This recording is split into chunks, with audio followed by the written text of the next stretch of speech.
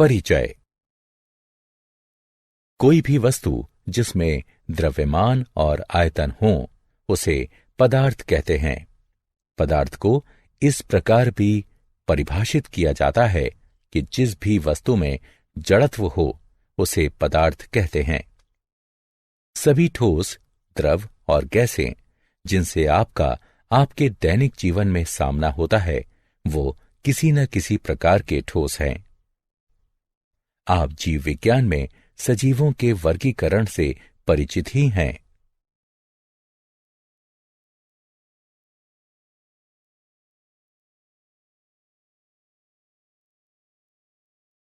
उद्देश्य।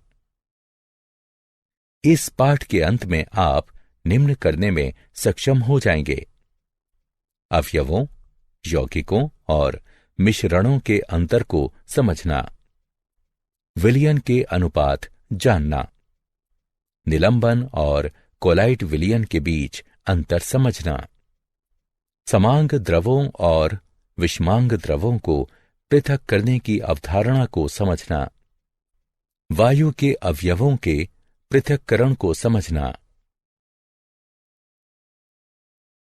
पदार्थों का वर्गीकरण। पदार्थ एक द्रव्य होता है जिसकी संरचना समान होती है। इसका अर्थ यह हुआ कि पदार्थ चाहे जहां भी पाया जाए वो सदैव समान रहता है। ये सभी पदार्थ हैं क्योंकि आप उन्हें जहां भी पाएंगे उनकी संरचना सदैव समान रहेगी। सभी अवयव और सभी यौगिक पदार्थ कहे जाते हैं। अवयव वे पदार्थ होते हैं जो एक प्रकार के परमाणु से बने होते हैं। इस समय कुल 113 ज्ञात अवयव हैं, जिनमें से ज्यादातर धातुएं हैं। आवर्त सारणी में दिए गए चिन्ह ज्ञात अवयवों को व्यक्त करते हैं। परमाणु भी छोटे कणों से बने होते हैं, लेकिन उन्हें सामान्य रासायनिक तरीके से विभाजित नहीं किया जा सकता। यौगिक और प्रावस्था। यौगिक वे पदार्थ होते हैं जो एक से अधिक प्रकार के परमाणुओं से बने होते हैं, जैसे जल, हाइड्रोजन और ऑक्सीजन परमाणुओं से मिलकर बना होता है। कार्बन डाइऑक्साइड कार्बन और ऑक्सीजन परमाणुओं से मिलकर बनी है। खाने वाला नमक सोडियम और क्लोरीन परमाणु से मिलकर बना है। यौगिक मिश्रण से अलग होते हैं, जिसमें वे रासायनिक रूप से जुड़े होते हैं। अवयवों के विपरीत यौगिकों को सामान्य यौगिक अभिक्रियाओं से अपघटित किया जा सकता है या तोड़ा जा सकता है। प्रावस्था। पदार्थ का वह क्षेत्र जिसका अपना स्वतंत्र गुण धर्म हो उसे प्रावस्था कहते हैं। चॉकलेट बिस्किट के टुकड़े में आटे और चॉकलेट के टुकड़े का गुण धर्म भिन्न होता है, इसलिए वे भिन्न प्रावस्था को व्यक्त करते हैं। शुद्ध स्वर्ण जो कि एक अवयव है, उसमें सिर्फ एक प्रावस्था होती है। इटालियन ड्रेसिंग में कई प्रावस्थाएं होती हैं, जबकि लवण युक्त जल के विलयन में केवल एक प्रावस्था हो सकती है। समांगी पदार्थ और मिश्रण। समांगी पदार्थ। कोई भी पदार्थ जिसमें केवल एक प्रावस्था हो उसे समांगी पदार्थ कहते हैं।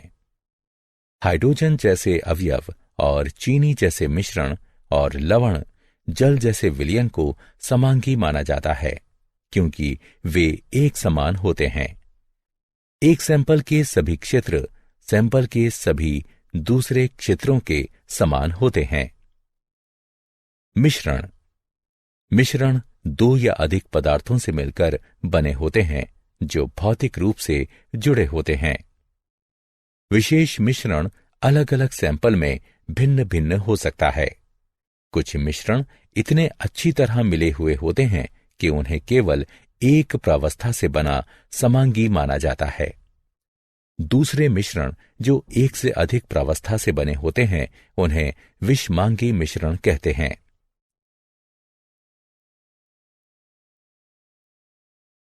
विलयन। विलयन विशेष प्रकार के समांगी पदार्थ होते हैं क्योंकि वे यौगिक से भिन्न होते हैं। विलयन के भाग भौतिक रूप से जुड़े होते हैं, न कि रासायनिक रूप से। जब आप एक गिलास लवण जल डालते हैं तो लवण जल के साथ रासायनिक अभिक्रिया नहीं करता। दोनों भाग आपस में इतनी अच्छी तरह मिल जाते हैं कि प्राप्त विलयन को एक समान कहा जाता है। आइस टी, कॉफी, मिश्र धातु और जो हवा हम श्वास के रूप में लेते हैं सभी विलयन का उदाहरण हैं। विलयन दो भागों से मिलकर बनते हैं, विलय जो घुलते हैं और विलायक जो घुलाते हैं। लवण जल में नमक विलय है और जल विलायक है।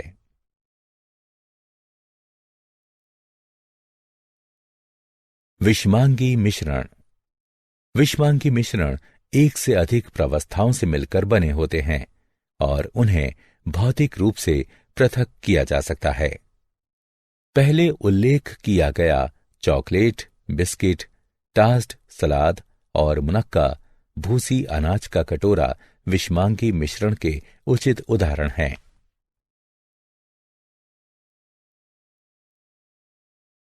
अवयव। अवयव एक साधारण पदार्थ होता है जिसे सामान्य रासायनिक तरीकों से और ज्यादा विभाजित नहीं किया जा सकता। कार्बन, हाइड्रोजन, आयरन इत्यादि अवयव के कुछ उदाहरण हैं। मनुष्य को ज्ञात अवयवों की संख्या 109 है। यूरेनियम सबसे भारी अवयव है और हाइड्रोजन सबसे हल्का अवयव है। प्रत्येक अवयव एक दूसरे से भिन्न होता है क्योंकि प्रत्येक अवयव का एक विशेष प्रकार का परमाणु होता है। यह आकृति एक अवयव ए और दूसरा एक अवयव बी के परमाणुओं को व्यक्त करता है। एक अवयव को इससे छोटे पदार्थों में विभाजित नहीं किया जा सकता क्योंकि परमाणु अविभाज्य होते हैं। जब दो अवयव मिलते हैं तो परमाणु ना तो जन्म लेते हैं ना ही नष्ट होते हैं। अतः प्राप्त पदार्थ का भार मूल अवयवों के द्रव्यमान के बराबर होता है। यदि एक अवयव ए का परमाणु अवयव बी के परमाणु के साथ जुड़ता है तो परिणाम स्वरूप प्राप्त यौगिक अणु में द्रव्यमान का अनुपात समान होता है। अतः यदि ए का एक परमाणु बी के दो परमाणुओं से संयुक्त होता है तो परिणाम स्वरूप प्राप्त अणु में ए और बी 1:2 यानी द्रव्यमान के आधार पर में होंगे, जैसा कि चित्र में दिखाया गया है। एक मिश्रण में हालांकि परमाणु संयुक्त नहीं होते और वे किसी भी अनुपात में हो सकते हैं। यौगिक। यौगिक शुद्ध पदार्थ होते हैं जो दो या अधिक अवयवों के एक निश्चित अनुपात में मिलने से बनते हैं। एक यौगिक में दो या अधिक प्रकार के परमाणु होते हैं जो एक नया अणु बनाने के लिए रासायनिक रूप से संयुक्त होते हैं। जल ऐसे ही शुद्ध यौगिक का उदाहरण है जो हाइड्रोजन और ऑक्सीजन के 2:1 आयतन या 1:8 द्रव्यमान के मिलने से बनता है। हाइड्रोजन और ऑक्सीजन गैस के रूप में उपस्थित अवयव के अणु हैं, लेकिन विशेष स्थिति में हाइड्रोजन के 2 परमाणु को ऑक्सीजन के 1 परमाणु से संयुक्त किया जाए तो जल के अणु का निर्माण होता है। अतः जल एक यौगिक है। यौगिक विशेषकर जल 2 अवयवों को हाइड्रोजन और ऑक्सीजन को 1:8 द्रव्यमान में मिलाने से बनता है। यौगिक समांगी पदार्थ होते हैं जिनमें 2 या अधिक अवयव द्रव्यमान के एक निश्चित अनुपात में संयुक्त होते हैं। यौगिक के उदाहरण हैं साधारण नमक, कार्बन डाइऑक्साइड इत्यादि।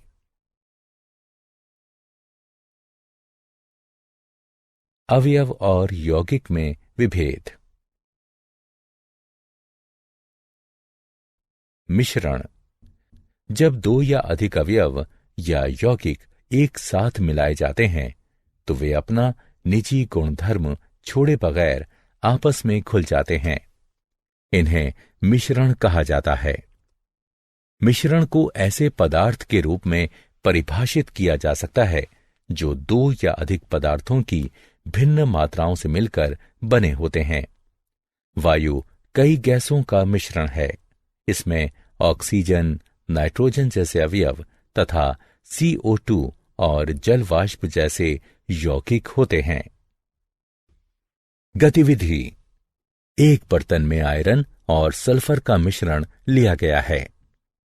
इस मिश्रण के समीप एक चुंबक लाया जाता है। मिश्रण के साथ क्या होगा? केवल आयरन का बुरादा चुंबक की तरफ आकर्षित होगा। मिश्रण में कार्बन डाइसल्फाइड मिलाइए। आपने क्या देखा? सल्फर के कण घुल जाते हैं, जबकि आयरन का बुरादा अप्रभावित रहता है। इस गतिविधि से आप क्या समझते हैं? हम समझ सकते हैं कि मिश्रण के मूल संघटक अपना स्वतंत्र गुण धर्म बनाए रखते हैं। यहां आयरन चुंबक के प्रति आकर्षित होने का अपना गुण बरकरार रखता है और सल्फर कार्बन डाइऑक्साइड में घुलने की अपनी प्रकृति बरकरार रखता है। मिश्रण को समांगी या विषमांगी के रूप में वर्गीकृत किया जाता है। विलयन व्यावहारिक तौर पर समांगी मिश्रण होते हैं। समांगी और विषमांगी मिश्रण। एक विषमांगी मिश्रण सामान्यतः नंगी आंखों के प्रत्यक्ष होता है। यह दो भिन्न प्रकार के पदार्थों लवण और काली मिर्च, तेल और सिरका इत्यादि का मिश्रण होता है, जो कि भिन्न भौतिक अवस्थाओं द्रव और गैस अवस्था में हो सकते हैं या नहीं भी हो सकते हैं। समांगी मिश्रण नंगी आंखों से देखने पर एक ही पदार्थ दिखाई देता है। इसका अर्थ है कि केवल एक भौतिक अवस्था यानी केवल ठोस या केवल द्रव इत्यादि प्रत्यक्ष होती है और दो या अधिक पदार्थ इस प्रकार मिलाए जाते हैं कि नंगी आंखों से अलग अलग पदार्थों को पहचानना असंभव होता है। इसका एक उदाहरण है कृत्रिम मक्खन। आमतौर पर कृत्रिम मक्खन 3 तरह के पदार्थों से बना होता है। हालांकि तीनों पदार्थ मिलकर एक ऐसा पदार्थ बनाते हैं जो एक पदार्थ दिखता है। यौगिक और मिश्रण के बीच विभेद। गतिविधि। मिश्रण और यौगिक के बीच अंतर का अध्ययन करने के लिए एक चीनी मिट्टी के बर्तन में 56 ग्राम आयरन का बुरादा लीजिए। इसमें 32 ग्राम सल्फर चूर्ण मिलाइए। इन्हें अच्छी तरह से मिलाइए। एक दूसरे चीनी मिट्टी के बर्तन में 56 ग्राम आयरन और 32 ग्राम सल्फर चूर्ण लीजिए। इस बर्तन को उच्च तापमान तक गर्म कीजिए। अब आपने क्या देखा? अब एक चुंबक लीजिए। इसे दोनों बर्तनों के ऊपर से ले जाइए। अपने प्रेक्षण को दर्ज कीजिए। जब आयरन का बुरादा और सल्फर चूर्ण को चीनी मिट्टी के बर्तन में लिया जाता है तो वे एक मिश्रण बनाते हैं। आयरन और सल्फर परस्पर मिलते नहीं हैं। आयरन और सल्फर दोनों अपना स्वतंत्र गुण धर्म बनाए रखते हैं। जब हम मिश्रण के समीप एक चुंबक लाते हैं तो आयरन का बुरादा चुंबक के प्रति आकर्षित होता है।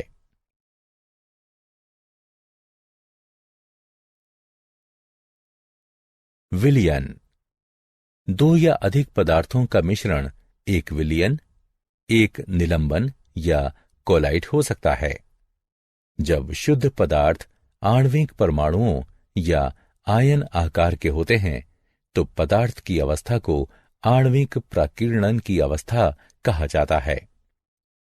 एक विलयन दो या अधिक पदार्थों का समांगी आणविक प्राकीर्णन होता है। इसे इस रूप में भी व्यक्त किया जा सकता है कि विलयन दो या अधिक पदार्थों का एक समांगी मिश्रण होता है। समांगी का अर्थ है कि सभी जगह एक समान, अतः वो विलयन जो समांगी मिश्रण हो उसका संगठन हर जगह समान होगा। शक्कर का विलयन स्पष्टता तरल होता है और हम शक्कर के टुकड़ों को जल के अणुओं से सूक्ष्मदर्शी से भी अलग नहीं कर सकते। विलयन के कुछ उदाहरण हैं लवण युक्त जल, शक्कर का विलयन, कॉपर सल्फेट और एसिटिक अम्ल का जल में विलयन यानी सिरका। वह तरल जिसमें पदार्थ घुलते हैं उन्हें विलायक कहते हैं। वह पदार्थ जो विलायक में घुलकर विलयन बनाते हैं उन्हें विलय कहते हैं। शक्कर के विलयन में शक्कर विलय है, जल विलायक है। सामान्यतः किसी भी विलयन में विलय की मात्रा विलायक की मात्रा से कम होती है।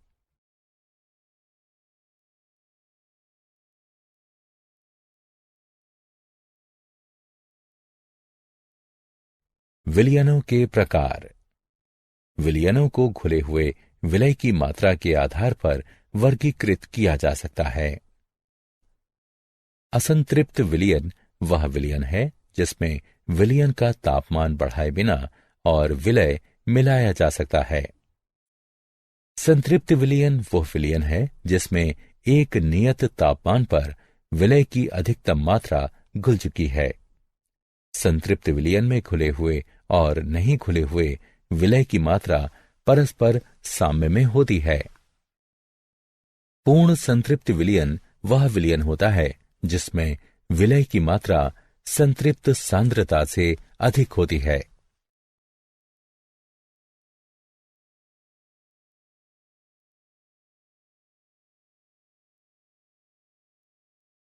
विलयन का गुण। एक सच्चा विलयन समांगी मिश्रण होता है। विलयन के घटक छनन जैसी विधियों से आसानी से पृथक किए जा सकते हैं। विलय कणों का आकार बहुत छोटा होता है और इनका व्यास 10⁻8 सेंटीमीटर होता है। विलयन के कणों को सूक्ष्मदर्शी से भी नहीं देखा जा सकता। विलयन स्वच्छ और पारदर्शी होता है। विलयन स्थिर होता है और यदि हिलाया ना जाए तो विलय कण नीचे नहीं बैठते।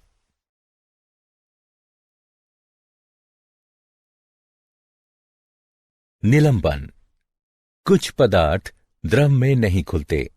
ऐसे पदार्थों के छोटे कण द्रव में निलंबित रह जाते हैं, जैसे कि रेत, कीचड़ जल में निलंबित रह जाते हैं। इसी प्रकार ठोस गैस में भी निलंबित रह सकते हैं।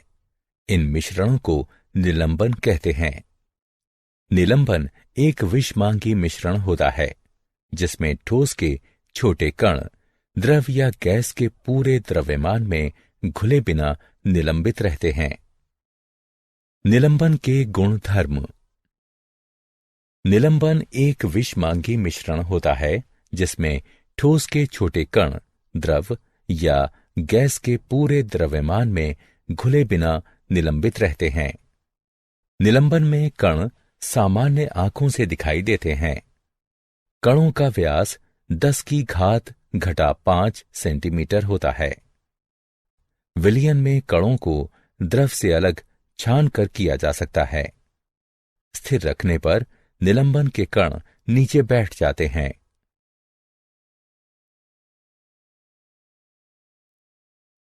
कोलाइड। कोलाइड विलयन देखने में समांगी लगता है, किंतु उच्च क्षमता वाले सूक्ष्मदर्शी से देखने पर यह वास्तव में विषमांगी होता है। कोलाइड सच्चे विलयन और निलंबन के मध्य होता है। कोलाइड वह विलयन होता है जिसमें विलय के कण का आकार सच्चे विलयन से बड़ा किंतु निलंबन से छोटा होता है। इस तालिका में कुछ कोलाइडों के सामान्य उदाहरण दिए गए हैं।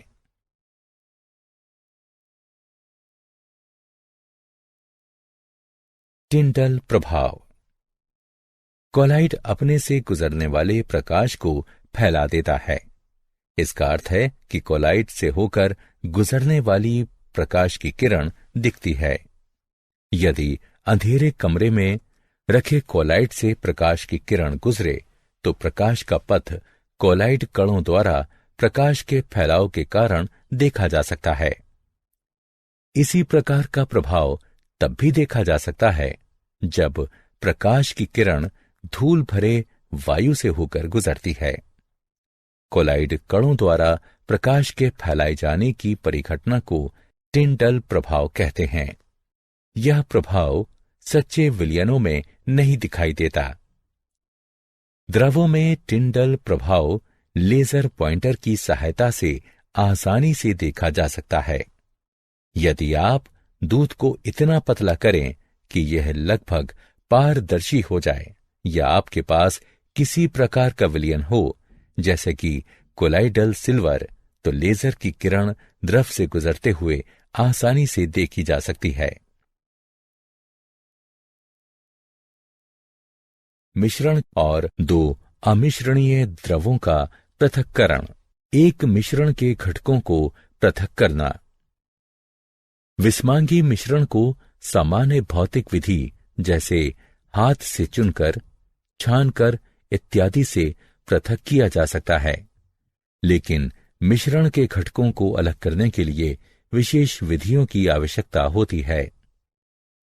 दो अमिश्रणीय द्रवों का पृथक्करण। दो अमिश्रणीय द्रवों का पृथक्करण कीप द्वारा किया जा सकता है। गतिविधि। एक पृथक्करण कीप लीजिए और इसमें डाइएथिल ईथर लीजिए। इसे कुछ देर स्थिर छोड़ दीजिए। डाइएथिल ईथर और जल की परत पृथक हो जाती है। कीप के नीचे एक फ्लास्क रखिए और ऊपर से स्टॉपर हटाकर स्टॉप कॉर्क को खोल दीजिए। जल की निचली परत को बाहर निकाल दीजिए। जब डाइएथिल ईथर स्टॉप कॉर्क के पास पहुंचे तो पृथक्करण कीप के स्टॉप कॉर्क को बंद कर दीजिए।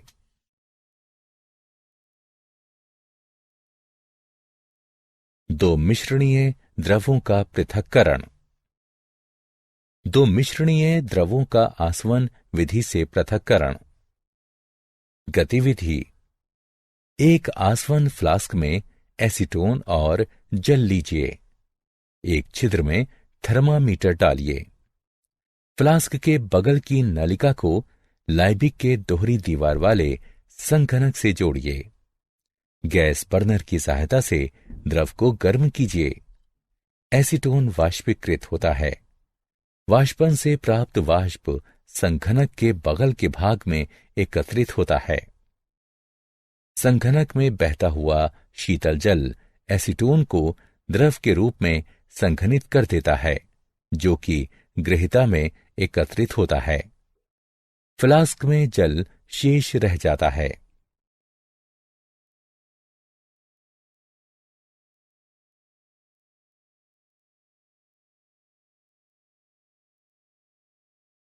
ऊर्ध्वपातन। अमोनियम क्लोराइड, कपूर इत्यादि पदार्थ गर्म करने पर ठोस से सीधे गैसीय अवस्था में परिवर्तित हो जाते हैं। ऐसे पदार्थों के लिए ऊर्ध्वपातन की विधि प्रयोग की जाती है। ऊर्ध्वपातन वह प्रक्रम है जिसमें ठोस सीधे गैसीय अवस्था में परिवर्तित हो जाता है। गतिविधि। एक चीनी बर्तन में रेत और आयोडीन का मिश्रण लीजिए। बर्तन को उल्टे कीप से ढक दीजिए। बर्नर की सहायता से मिश्रण को धीमे धीमे गर्म कीजिए। कीप से आयोडीन वाष्प की बैंगनी रंग की लौ उठती हुई साफ तौर पर देखी जा सकती है। आयोडीन वाष्प कीप में संघनित होकर ठोस रूप में एकत्रित होता है। जब बर्तन के मिश्रण से वाष्प निकलनी बंद हो जाए तो गर्म करना बंद कर दें। शुद्ध आयोडीन क्रिस्टल निकल चुके हैं।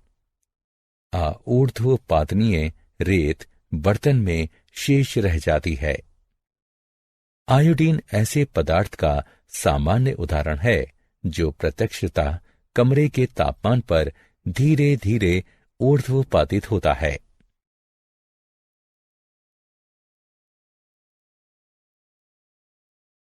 क्रिस्टलीकरण किसी पदार्थ के गर्म विलयन को ठंडा करने पर वह उसी पदार्थ का शुद्ध क्रिस्टल प्रदान करता है।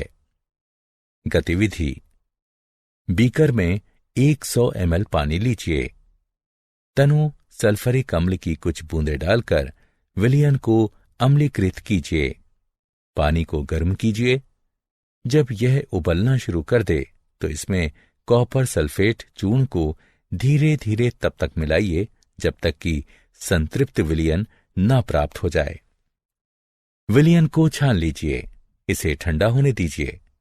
थोड़े समय बाद आप विलयन में कॉपर सल्फेट के नीले रंग के चमकदार क्रिस्टल देख पाएंगे।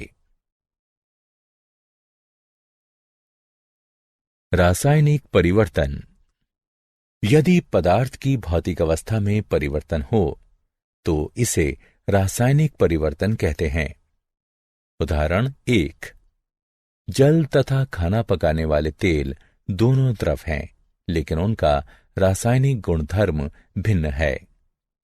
उनकी गंध और ज्वलनशीलता भिन्न है।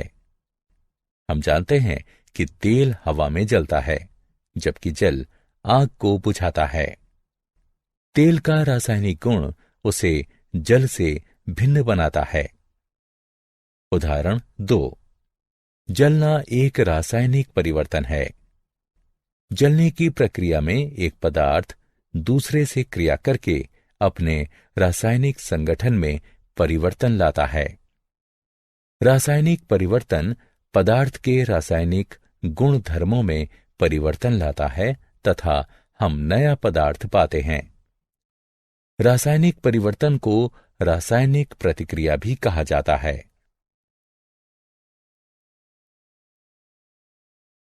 सारांश: आइए हमने जो कुछ सीखा है उसे संक्षेप में दोहराएं। पदार्थ को मुख्यतः अवयव, यौगिक और मिश्रण के रूप में वर्गीकृत किया जाता है। अवयव वे पदार्थ हैं जो केवल एक तरह के परमाणु से बने होते हैं। यौगिक वे पदार्थ हैं जो एक से अधिक प्रकार के परमाणुओं से बने होते हैं। मिश्रण दो या अधिक प्रकार के पदार्थों के भौतिक रूप से मिलने से बनते हैं। एक विलयन दो या अधिक पदार्थों का समांगी आणविक फैलाव होता है। वह द्रव जिसमें पदार्थ घुलता है उसे विलायक कहते हैं। वह पदार्थ जो विलायक में घुलता है उसे विलय कहते हैं।